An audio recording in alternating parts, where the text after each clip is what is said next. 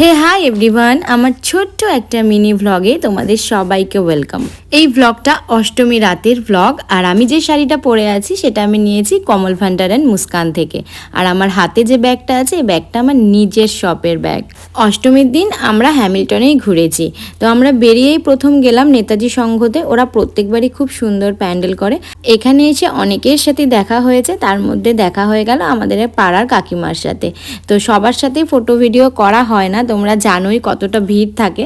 তো এরপরে আমরা চলে আসলাম সরজিৎ পল্লীতে। সরজিৎ পল্লীর প্যান্ডেলটাও খুব সুন্দর।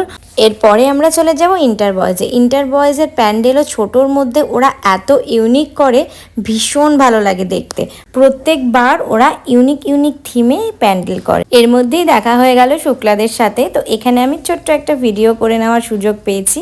এরপর চলে যাব সোজা বিবেকনগরে। বিবেকনগরের প্যান্ডেলটাও ভীষণ সুন্দর হয়েছে। আর তোমরা সবাই যেন অষ্টমীর দিন কতটা গরম ছিল। তো এর মধ্যে আমার খিদে পেয়ে গেছে, আমি সোজা চলে এসেছি আমাদের প্যান্ডেলে। এখানে হচ্ছে জিলাপি দেওয়া হচ্ছিল, এখানে বসে মন ভরে খেয়ে এবার দিদি বৌদিদের সাথে একটু আড্ডা দিয়ে আমি আবার চলে যাব সোজা হামরো সংঘতে।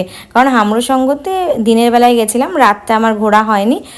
এই হামরো সংঘর প্যান্ডেলটা আমি মাদারিহাটেও দেখেছি। তো এরপর খাওয়া দাওয়া করে বাড়ি চলে যাব, অনেক রাত হয়েছে। তো আজকের জন্য ভ্লগটা এ পর্যন্তই, চলো টাটা।